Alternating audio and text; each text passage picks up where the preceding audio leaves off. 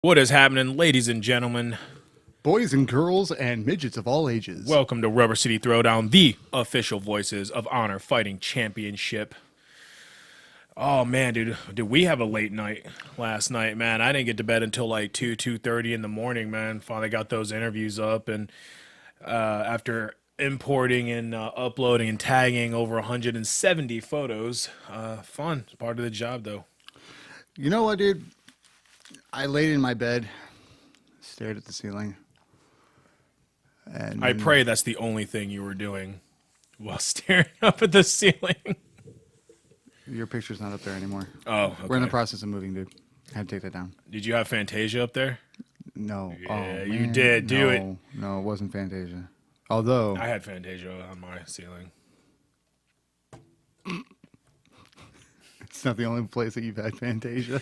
Hey, she pinched my ass at the show, man. that was awesome, man. They Jeremy set me up, and Jeremy looked right at her and was says, "Hey, go completely pinch his blind. ass. Go pinch his I ass." was completely blinded by the lights that were in front of me. And Actually, the lights weren't on at that point. yeah, they were. The lights were on. I couldn't see anything. We were testing the lights and everything, and Oh, that's right. all of a sudden I get a nice old little pinch on the booty, and then a little afro just bouncing away. Just took off, man. It was even funnier because of your reaction. It was, "Whoa!" I was like, oh shit, you know. Eh? Or the Maybe one, that was a or the one that was on your camera. You're doing something, and all of a sudden you see a little. oh yeah, it was dark, and it just like a little shadow ran by. And it was a fun night, man. They if you guys We're in reference to, if you guys didn't get to go out or into or onto fight.tv and watch the pay-per-view last night, it was the professional wrestlers of the Micro Wrestling Championship. They are a will be the Micro Championship Wrestling, and then the professional wrestlers of the OCW. So they came in, they put on a show, and they combined the show. So it was like a OCW match followed by a Micro Championship Wrestling match, and then at the end they combined it, and they had like a little midget Royal Rumble that was crashed by the OCW Heavyweight Champion. And you know what? Then, I think we should do something about that. Maybe the UFC, or not the UFC, but the MMA guys should have came into the wrestling guys and beat the shit out of them too for messing with the midgets. It shows you how long you stuck around. You weren't there for the ending. I was there. The OCW, the guys who from the OCW who crashed the midget Royal Rumble. Uh-huh. All right, during their match, the last match, the midgets crashed their match and beat their ass with chairs. Maybe that must have been the time when I was going after photo ops. It might have been. But yeah, they got. I know I busted my knee on. They got their revenge, and that is all that matters. I wanted to see that because I know your fiance was. She was so mad. She was devastated. Your fiance Amber, one of the crew members of Rubber City Throwdown, was devastated after the big people. Yeah, she comes up. Proceeded to midget bash, and she goes, "My heart hurts. My heart hurts." She says it's so genuine too. She looks right at me, and I swear there's probably a tear somewhere in her eye, and she goes, "My heart really hurts." I wonder if she saw the end too. I wonder if she saw the midget revenge. I think she did. I'm not exactly sure. I hope she saw it, because I think that she'd have some retribution, and her heart, it would heal her heart. Justice. She got some justice, some midget justice, man. And then I got my photo op, man. I was happy about that. I wanted. So vain. You know, I got the little people that dog piled on top of me, and they did everything. They were actually arguing about who's going to choke me. Yeah, who's going to choke me out. Fantasia's got her ass, got her whole self right up on top of you, and she's going, "No, I want to do it. I'm going to do it." And come to find out, it was an awesome thing to find out.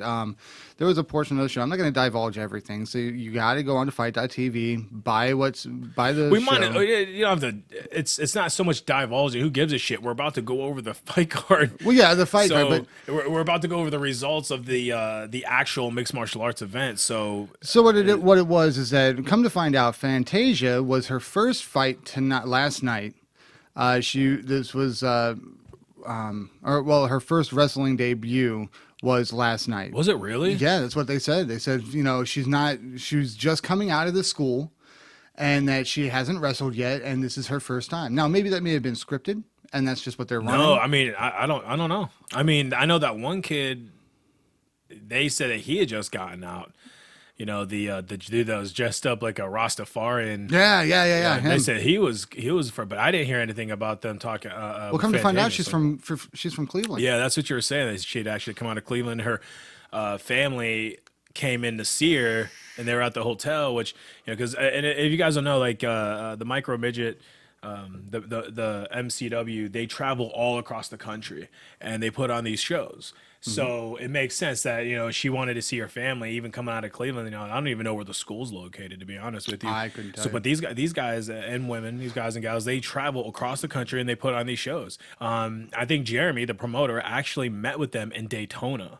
Really? So that's where he that would hired explain them. Yeah. That would explain everything when he was coming back from Florida. I think he was on vacation. So that's where they pulled him up, and they put on. You know, it was entertaining. It was. It took me a minute. minute to get into it though, because unfortunately, guys, I used to be into the WCW back before it was the World Wildlife Foundation and the WWF, and you know, before all of the bullshit happened with that. But I used to be into that when I was 7, 8 years old, and we all used to sit around and want to be professional wrestlers. Be careful, man. Be careful. There's wrestling fans that listen to this podcast, man. They don't want to be compared to children. You're trying to say that professional wrestling is a child's game? Is a child's sport? You know, growing up. That's what I said. Why you got to? You could still be. There are grown ass men that will. Yeah, we saw plenty of those last night. I do have to shed say, a tear over professional wrestling, man. There's some good entertainment, man. You just got to get into the story a little bit. You got to respect the. You got to respect the sport. Yeah, well, apparently, midget wrestling is not a respectful thing to the sport. Jeremy got called out by one of the wrestlers. One of his own wrestlers. He gets called out, and Jeremy's like, "Oh, would you get out of here?" Those were the guys who, you know, the midgets. They got their revenge in the end, man. It was good. That guy got beat. That's good. I'm glad. But no, I used to be into that kind of stuff, so it took me a minute to, you know, get that feeling back, because Norm's standing next to me and he's like, "Matt, come on, man." I was getting into it. He was all into it. He was screaming out people's names. I didn't even know these people. And he's like, "Come on, Matt, you got to get into this." I was like, "Dude, it just, I'm having a hard time because I can see how fake it is now." But then these guys, they come out there and they do such a great job that I started getting lost into the illusion. So they did do a good job. I started getting into it. I mean, I started screaming out names and shit. And I'm like, "Come on." Norm's wanting to get a chant started. Yeah, man, I wanted to get some "this is bullshit," but then, you know, it's a then family, I had to stop him. It's a family event, and, you know, I mean, granted, I don't know if they would have really said anything as long as we ain't starting to drop like F-bombs and stuff like that in there, but you know, we try to do, "Oh, this is bull crap," and "you suck." You know, there's a lot. There's always heckling somewhere. There is, yeah, and there has to be. That's what makes sure you gotta get in there, and you gotta heckle the wrestlers. You gotta interact with them, make them, you know, yell at you, and as long as you're not like interfering with the match, physically interfering with the match. Honestly, you could probably say whatever the hell you want within, you know, the confine of the rules. What was my first time ever getting to stand onto a turnbuckle? When I was grabbing your when you were taking photos, yeah, man. Right. Norm's like, "No, I want you to get my face." I was like, "I'm getting all of it." Yeah, man. I was like, "Hey, we gotta hurry up," and, you know, I didn't know how long I was gonna be able to put on the. Although I do the think face, man, the the pain face. Yeah, face. It's not a face that he's used to. But no, it was a great time. I enjoyed it. Big thanks and shout out to the OCW and the micro wrestlers out there. Please do not be afraid if you are, you know, of short stature. Get out there, get yourself out there. Do what these people are doing, man. It's not a discriminating factor. It's not anything that is horrible. Please go out there and do something that you enjoy. I mean, these guys went out there and they did something that they really are passionate about. They love doing their job, and the kids were getting really involved with it. They love this shit. So get out there, do something like that. Yeah, man. We got all their autographs. They signed our poster. We're gonna get hand me that poster, by the way. We're gonna get that stuff framed. Well, those ones aren't signed, but I thought, yeah, it should be there. No, the signed ones aren't here. I think I only grabbed one. Yeah, I only grabbed one of the MCW posters, but I got them all to sign it, man. I got all their autographs. I got all the OCW professional wrestlers to sign theirs too. Yeah, man. It was, I can't stress it enough. It was a great show. I enjoyed it. But then, going next, there was this was a 3-part event. The doors opened at 2:30 at the Summit County Fairgrounds out in Talmadge, Ohio, for the breaking ceremony of Operation Reaching the Summit of Honor Fighting Championship 4. You know, the venue was huge, man. It was almost like an airplane hangar.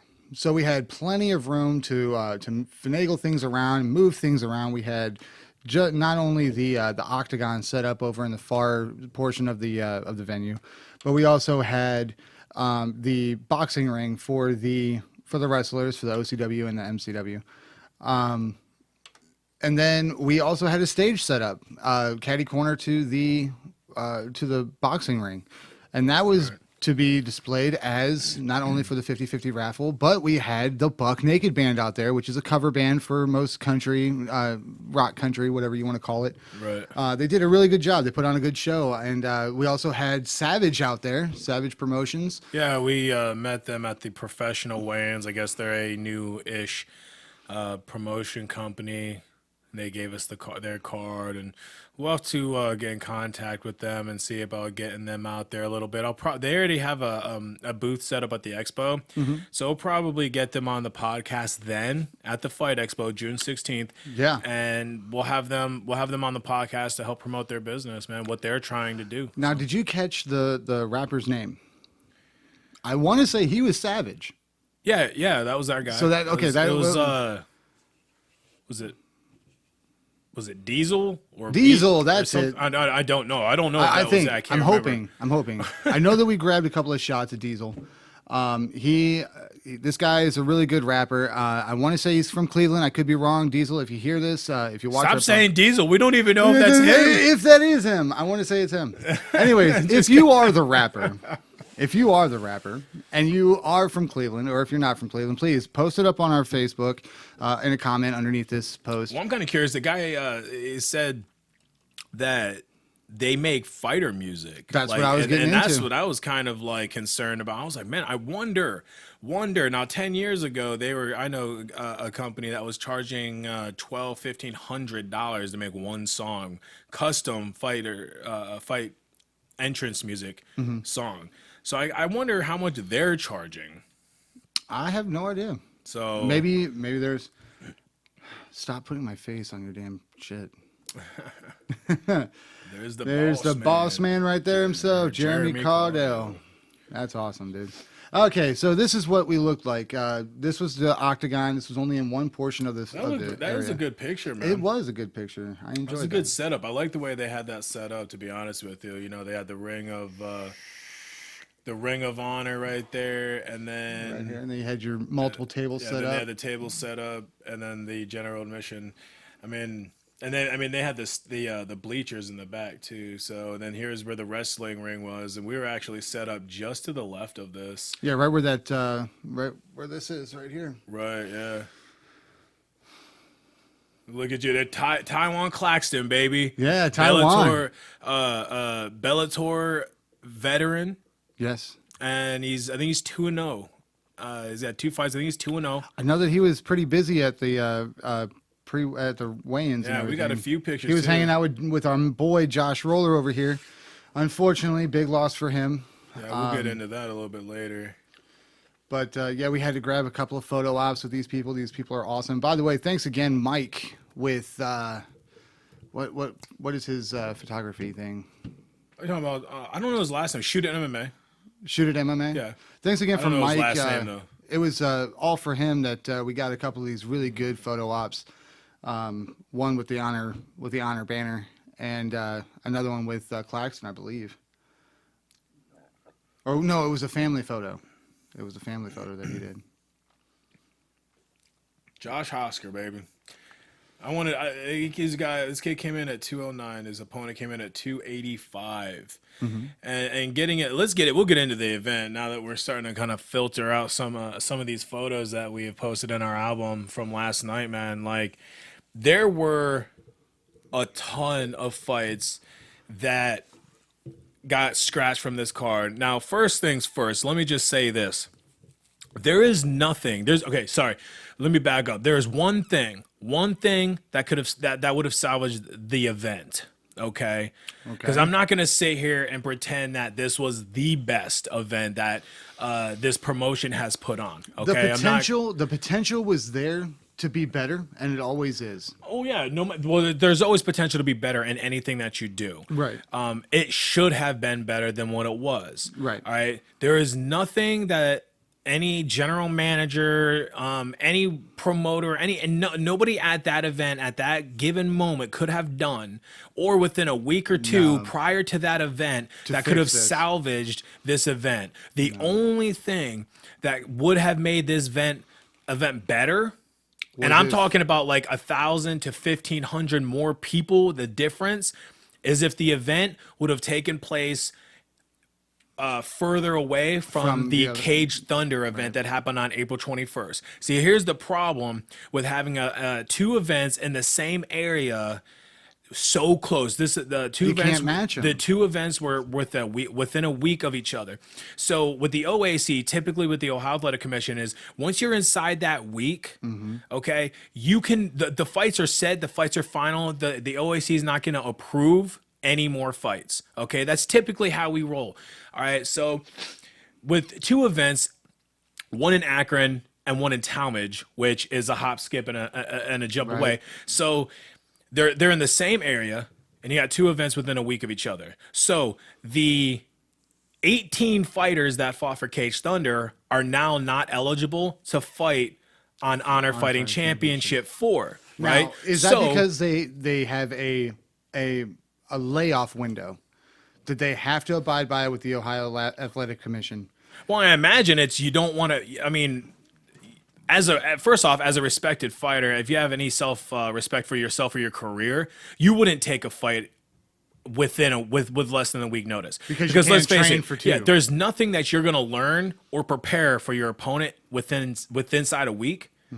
That's gonna make any bit of difference. True. The only thing that can happen if you get a fight inside of a week that the OAC approves, that would help you win is if you're just in better shape. Right. So you got to make sure that you're in shape. So first off, as a fighter with any self-respect for your career, you don't take those dumbass fights. All right. Okay. Now, secondly, yeah, it's stupid. Why would you put say there's a guy who's 3-0. And you're gonna match him up against a guy who's 0-1, maybe 1-1, 1-0, right? Within a week, you're setting up that guy for failure, and the only reason why you're doing it is because you're trying to salvage a fight. Now, if it's one thing that I've learned in the 10 plus years that I've been involved in the politics of mixed martial arts, is that most promoters, most matchmakers don't give a shit about the fighter. Okay, they're only out to salvage for their reputation. Exactly. Right. If a matchmaker doesn't properly match a promotion or an event, they get fired. If a promoter doesn't properly promote and put on a kick-ass event for the fans, the promotion itself is ultimately going to fail. All right. And I had a run-in when I fought for the NAAFS. I got basically talked into, or guilt tripped. I like to say guilt tripped, because they basically said, "Hey man, come fight for the title. You're our last hope. You can salvage this. If you don't fight for it, they're just gonna give them the belts, make them earn it." Blah blah blah blah blah. They put me up against a guy who is in the UFC right now, mind you, and he was 10-1, right? And I was only 4-2. Now, in today's OAC, that fight never gets fucking approved. Right. So it's about the fighter. And not to mention, just to give you guys an idea, I ended up getting injured that fight, and I had $1,600 worth of hospital bills because of that fight, salvaging that fight for that promoter, and he stiffed me on the hospital bill. Right. Okay. So that's what I'm talking about. Promoters, matchmakers, most of them don't give a fuck about you. They're just trying to salvage their reputation. They're looking out for numero uno. You know what I'm saying? Like, You had to think that long for. I had to. He's But, not. He's Portuguese. I thought there was not Spanish. I thought there was something in between that, but numero uno, and yeah, that's the problem. These fighters, and as a fighter, you have to be smart enough to look at the situation and go, does this make sense? Does it make sense for my career? Does it make sense for me? And is it a smart fight?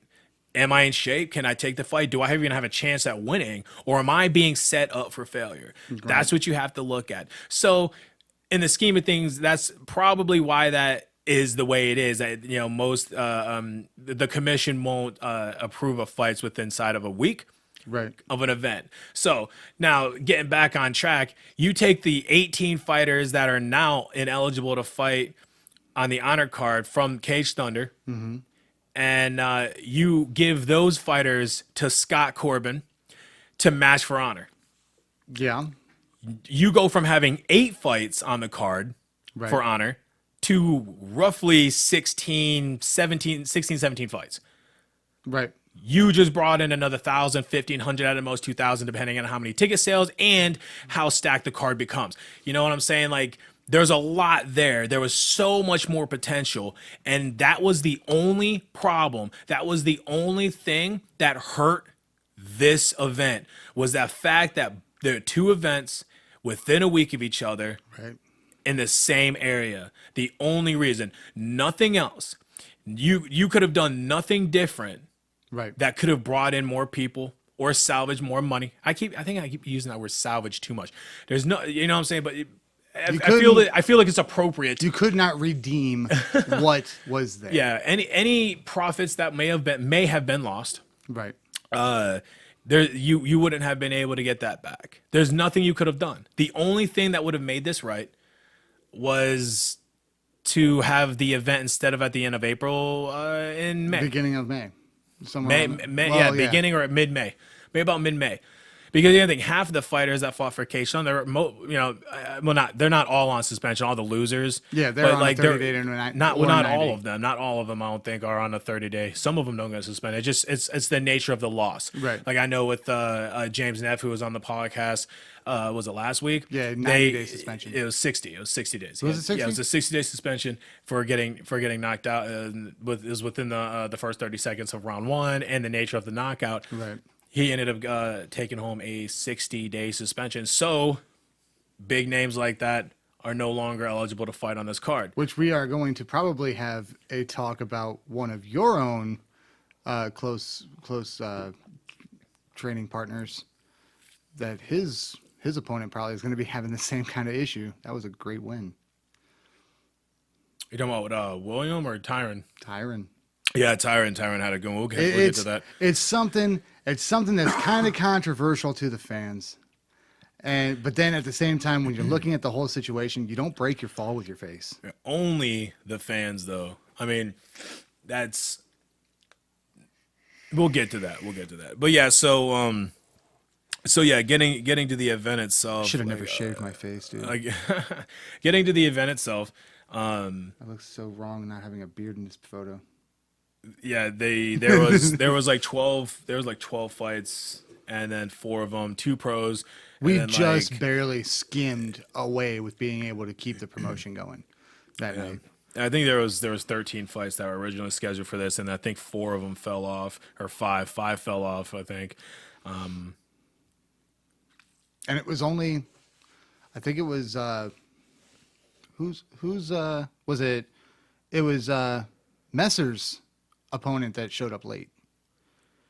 It was William Calhoun showed up late, but I mean, and that's what ultimately made the fights happen. No, Terry Demore. I mean, okay, Billy Calhoun showed up late, but Terry Demore showed up even later. Okay, so then maybe I had it backwards. So yeah, Terry Demore, he came in super late. But no, like the Josh Hosker fight, who was actually sponsored by Altercation Clothing. His opponent, William Ruby, came in at 285. Now, okay, I'm sorry, but like, there's got to be some type of. I mean, I I hate to compare this shit to myself, but this is how I know so much about this sport is because of Your own my own personal experience. personal experience. Okay, I had my first fight in 2007. I had 7 weeks to lose 65 pounds. I was like 320 something pounds, dude. And I lost 66 pounds to come in at 264 for my first fight, my debut. Right. This kid came in at 285.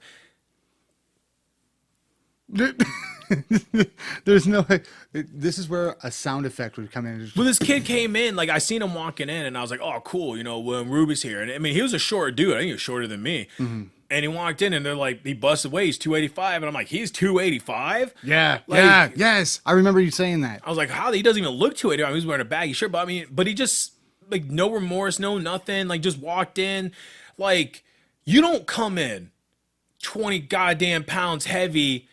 And you just message Scott and go, hey, dude, I'm 20 pounds heavy. I'm not making it. Save yourself the trip. Don't even come in.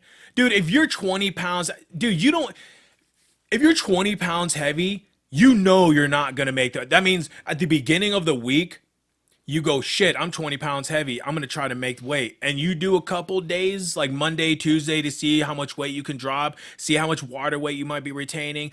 Get rid of that, right? Mm-hmm. And then if you're not close, then you contact the matchmaker, go, hey, bro, I'm so sorry. I'm heavy. I'm 20 pounds heavy. There's no possible way I'm going to lose 20 pounds in time for the event. Scratch the fight. I do apologize. About the contract.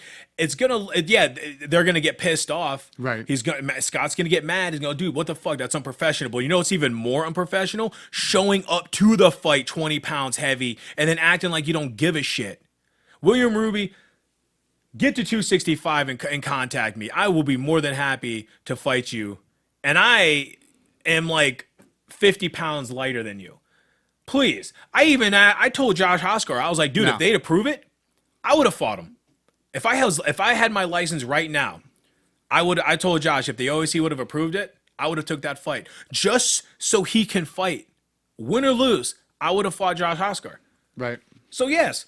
If you're serious, William Ruby, if you happen to stumble across this podcast, please lose the 20 pounds, June 16th, hit me up.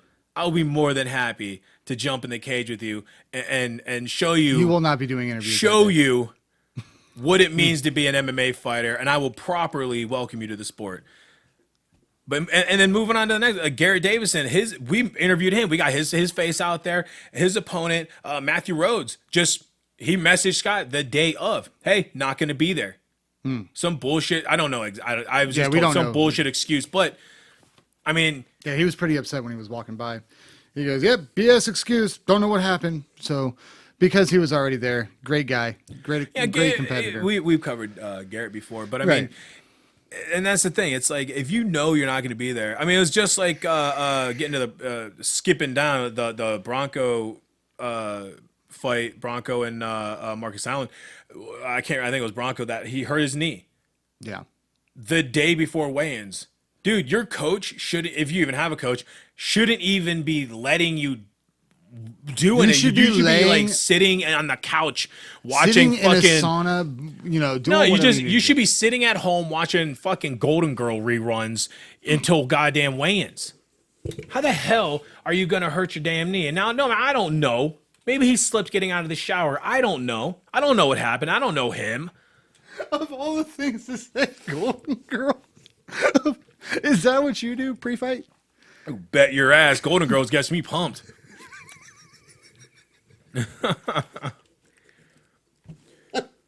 Okay. And then you got Alec Price, who he blew out his knee against the Michael Ado fight, and he got hurt. I think he dropped something on his toe. He dropped something on his foot. He got hurt, so that fight never happened.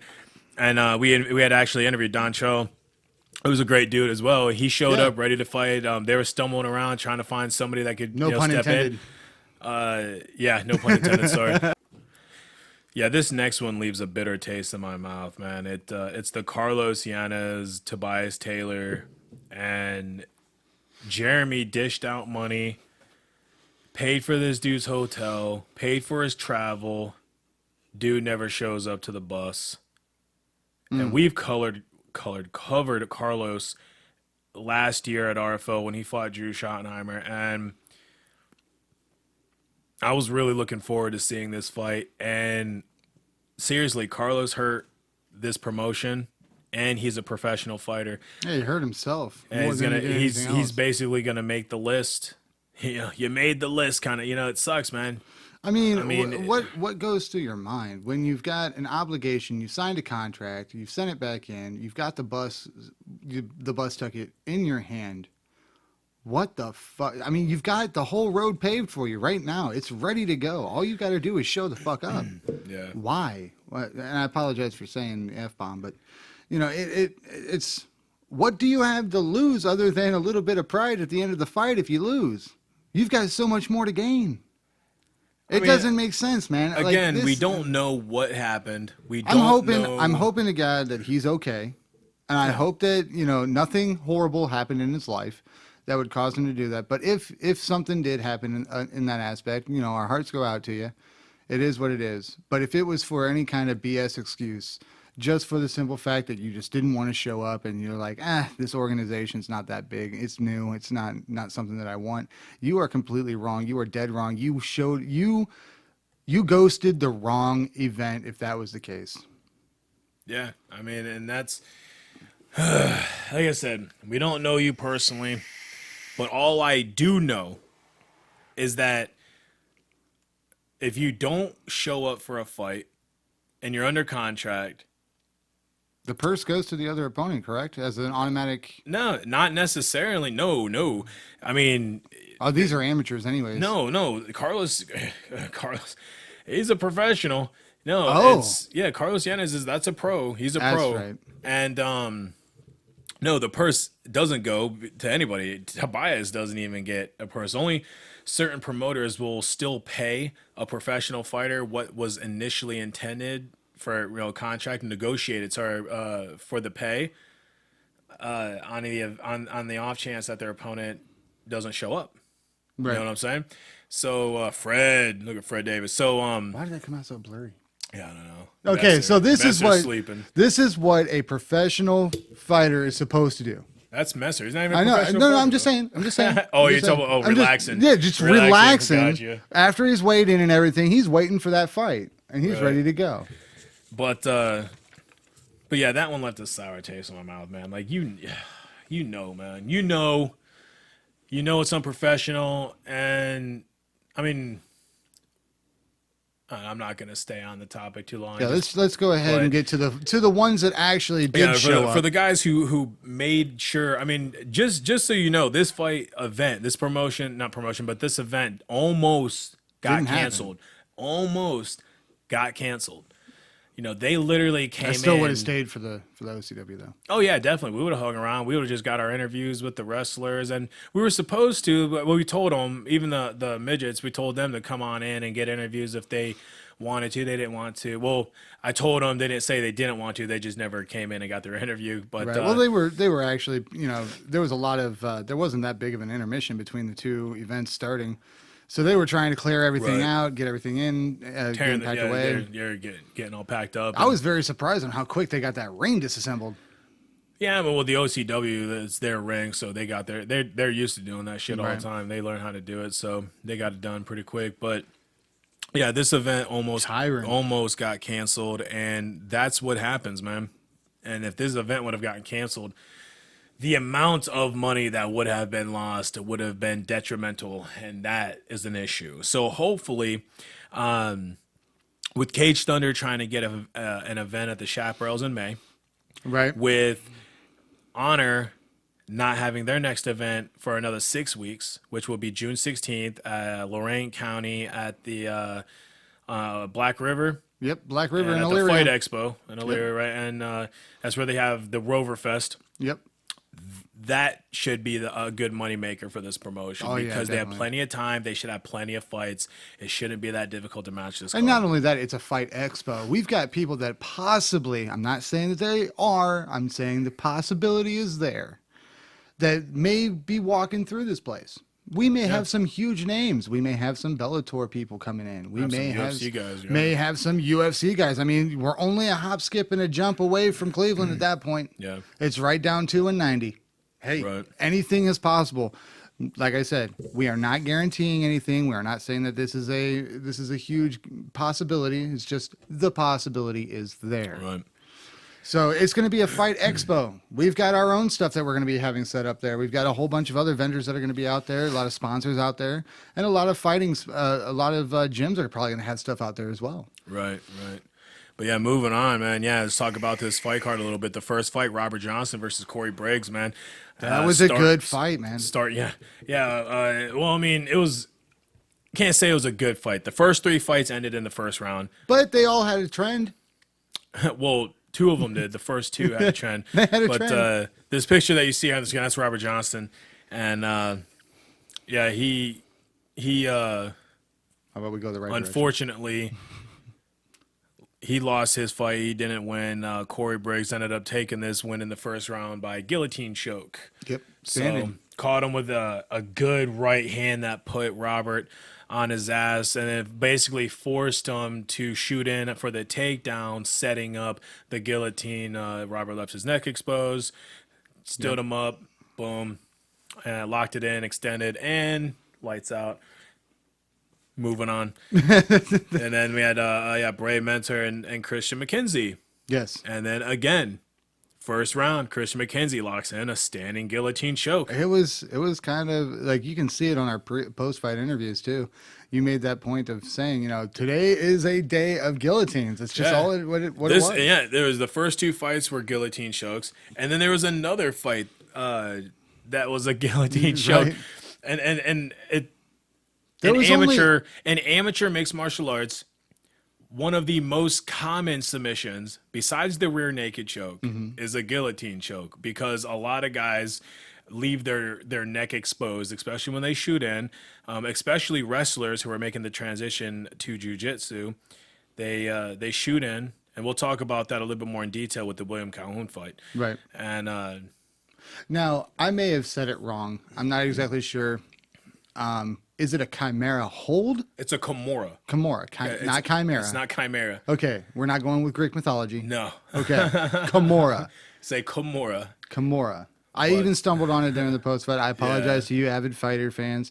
But hey, you're learning. I'm trying to get in there and get it learning. I'm still at times standing next to Norm while we're watching a fight going, okay, what the hell was that kind of hold, and why do they call it that? Why is it so difficult? And we do have a difficult kind of tap out that happened tonight or last night. We did? Yeah, you said it was kind of hard to lock it in. Oh, the Darce choke. Yeah, the Darce choke. It ain't hard to lock it in. It's just it's not a very common submission. You have your rear naked chokes, your guillotine chokes, your arm bars. Hell, you even have your key locks. You don't see a lot of Darce chokes. Okay. You don't see a lot of anaconda chokes. It's just a choke that most guys, especially amateur fighters, don't know how to do. Right. It was kind of like when Terry Neff hit the Von Flue. Right. The Von Flue submission in his fight. That's not a common choke for an amateur to hit. Same thing with the Darce. What we didn't know about Justin Patton, the one who hit the Darce choke, is that he's a purple belt and he's a trainer. I think he's one of the trainers at the academy in Pittsburgh, Pennsylvania. Right. Yeah, he's a purple belt in Brazilian Jiu-Jitsu. And he even admitted that in the cage right before we got to grab him up for our post fight. He goes, I just had to. I'm a really strong jiu-jitsu. Yeah. And I relied on it. And he said it. Yeah, he just needed to trust in his jiu-jitsu, and then he got him through it. So Justin Messer said the same thing. He just, he knew that the guy was a wrestler that he was fighting. Billy Calhoun was a wrestler, and he needed to trust his jiu-jitsu. So this photo just made me laugh so hard. It's just that look on Roller's face, like, right. Why do you keep taking pictures of me? But and then getting into Tyron Reed versus Michael Webb II. 10-second KO. Tyron caught him with a rocker step right hand, dropped him.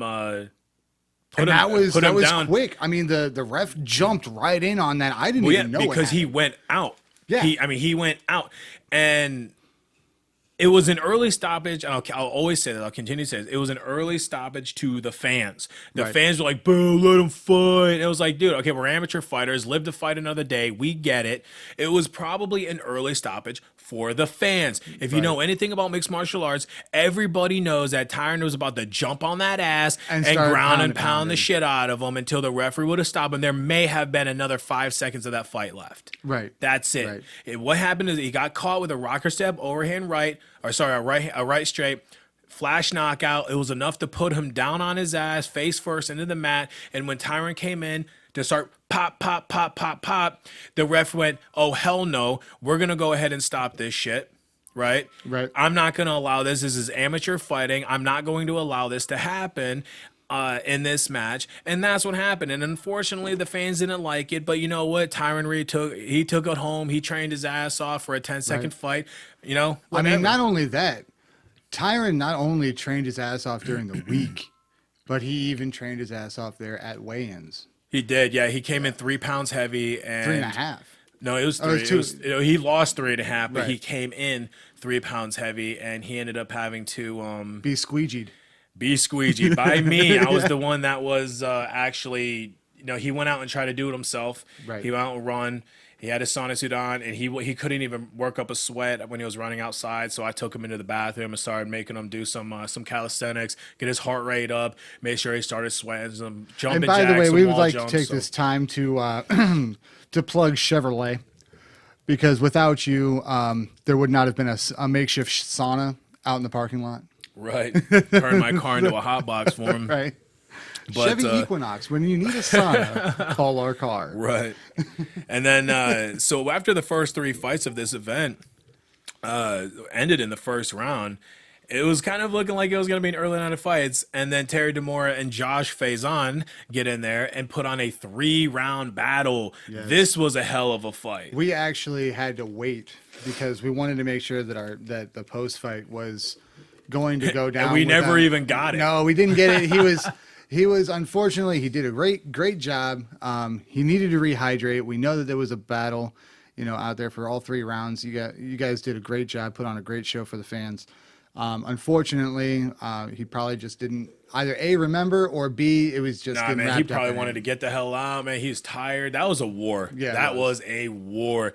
And I mean, and Josh Faison, he came in heavy, and he was the other guy that was running and cutting weight, trying to do his thing. But it was this fight and then the main event that could have gone either way for me. Right. And it would have made sense. And this was definitely one of those fights that you look at and go, okay, this is one of the fights that salvaged the promotion, this event. I keep saying promotion. I want to say promotion. The event, know. And then I had the same problem last week. Right. But and then Justin Messer and William Calhoun, William, who took this fight on 9-day notice. Right. This kid was smoking cigarettes, drinking liquor, and just drinking liquor and just doing his thing. And he got the call and said, "Sure, I'll do it. Fuck it." Right. 9-day notice, quit smoking, quit drinking, quit doing his thing, started running twice a day. He was going to St. Vincent St. Mary, training with Harry Lester's wrestling program up there. And he took the fight, and I went to Kenmore with him. He is a wrestler, and he's a talented wrestler as well. He went in there, and he showed it. He hit a fireman's carry right off the bat, took Messer to the ground, pretty convincingly won the first round. Right. And he even admitted afterwards, Billy, that, man, he's like, this is what I expected. I thought it was going to be easier, take him to the ground and posture up and throw hands. He didn't expect Messer to be as strong as he was on the ground, being his first fight.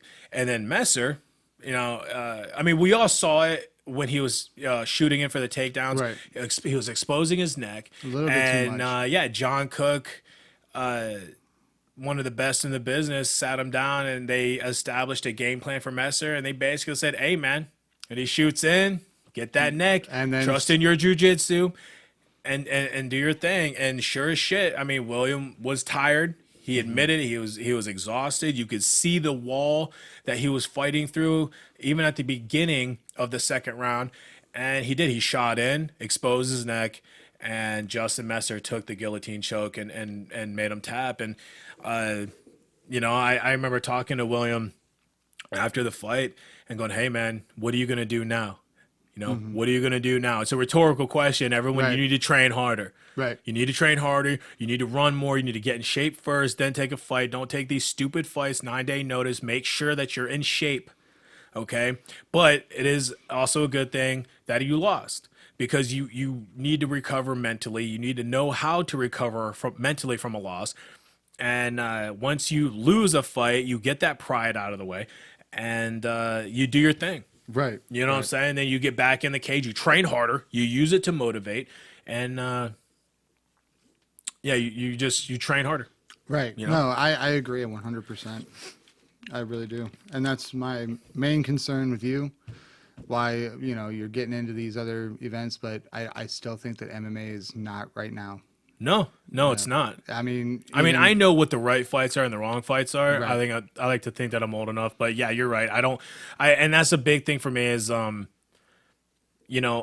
trying my hardest to stay away from the cage. At I know it's heavyweight. hard. I know it's hard. Yeah, and that's why I'm taking all these boxing matches, win or lose. That's why I'm taking all these boxing matches, and I'm trying to get on some kickboxing. I'm trying to get my shit together and try to get it done. And well, let's move on to the next one. yeah, we'll move on to the next one. Justin Patton and Justin Meese. This one again. This is the It one we was were just very talking about. controversial in the at weigh-ins, man. Yeah, Justin Meese came in 10 pounds heavy, 9 or 10 pounds heavy, and he's gonna make him cut. What he was gonna do is he was gonna make Justin Meese cut, and then he was gonna jump up and weight anyway. Well, after an hour of cutting, he actually gained a pound. Right. So- Yeah, and there was a big screaming match in there. Yeah, Patton got in his face. Hey, man, do you even want to fight? Do you even want to fight? And the commissioner I had to get in understand- between them and said, hey, man, let's keep it I professional. But right. I understand that you're. it's a gonna get frustration. Kind You of, just yeah. drove 2 hours to fucking fight, and your opponent comes in 9-10 pounds heavy, and it was like, what the hell? But I at get the it. I same get the time- frustration. But at the same time, back away. Don't put any more pressure onto the fighter as well. Yeah. But you know what? The fight still went on. Right. Still a great fight, for the most part. Yeah.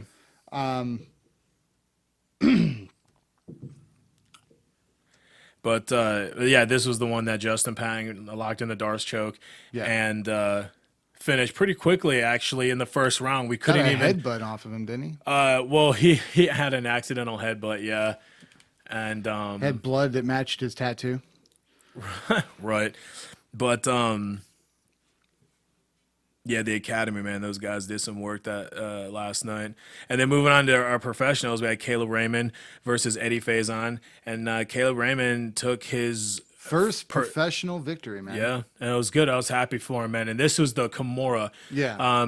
Caleb pulled Eddie on top of him, and Eddie. Actually, no, he didn't. He rolled his hip. He said that he did the wrong thing, but it worked out in his favor. It worked out in his favor, but then again, it could have backfired on him. Is because I think he tried to throw him and he tried to do something and He tried to hip but roll. But Eddie's got 100 pounds Right, on and he Caleb, said so that it his pulled him. push- He just push pulled him. him right on Right. top of him. And when you're riding 100 pounds, and Caleb admitted it wore him out a little bit, but it ultimately set him up for a Kimura, and he ended up locking in the submission and ended the fight pretty apparently- convincingly in the first round. Apparently, Eddie must be double jointed somewhere, because he said, "Dude, I'm cranking it. I'm cranking it hard, and he's not tapping yet." Yeah. And he goes, "Is he going to tap?" What the hell? Caleb could have also not have been positioned the way that he was supposed to be positioned. To get I as think much that leverage I on think it? when he locked it down, I think I'd have to relook the fight. I don't know if he was in half guard or if he was actually He was in full, half. but He didn't have it in full guard yet. but he needed to. He needed to sink in a little bit more, and the positioning was all screwed up with it. But he still got it. He did the right thing. He cranked and cranked and cranked it. He ultimately got the tap and won in convincing fashion. And then moving on to our main event with John DeJesus out of the Academy versus Josh Roller, Akron hometown boy. That was a stand-up battle. That one, John did not want to go down, man. no, he went to the mat a couple times, but like this is another one of those fights that could have went either way. Right. Okay. If Josh would have won, I don't think anyone would have really complained except for John and his guys. Right. And as I said, John won, and still the hometown may have not been happy about it, but I mean, he could have outscored him. It was all about the judges. What did the judges see? Did the judges count the punches that John landed? The punches that stumbled Josh back. Right. Did they count those as knockbacks, or did they discard them and just brush off like Josh was catching his balance or was moving away? Especially the punches off the kick. Right. Oh my God. That was the punches that were thrown and landed on Josh off his own kick, off Josh's kick. Some of those he would throw the kick, take a punch, and he would twist away. He would twist away. And he would regain his balance. Did the judges count those as knockdowns or not? We don't know. All I know is that in the first round, I thought that Josh won the first round. Right. He had a takedown. I think he landed more in the first round. And then in the second round, John DeJesus started opening up more. He started to showcase his striking. He landed a lot more. But then Josh hit he hit a takedown about midway through the second round. And he kept him there for like 2 minutes before getting back up. But then John picked up where he left off and started outscoring him on the feet. And then here comes the third round. Again, John DeJesus started landing his strikes. He started landing the jab. He started landing overhand rights off of Josh's kicks, and he started showcasing his own crazy style of kicks as well that were landing. Right. Well, the other thing that I was noticing with DeJesus is that, once they started getting into the third round, you could definitely see that both fighters were starting to gas out a little bit. Right. And Roller comes in with a Superman, and DeJesus was not there. So, coming in at that, I don't know if that was one of those spur of the moment, let me see if I can land it. Right. Or if that was in the game plan to begin with. Because, like I said in the beginning, DeJesus looked like this was going to be a stand and bang type fight all day. Yeah. And he was showcasing a lot of his kickboxing and a lot of boxing. Yeah. And Roller wanted to do both. Yeah, no, yeah. But that's Roller's style, and Roller has a really good jiu-jitsu game as well. And like I said, and even in that third round,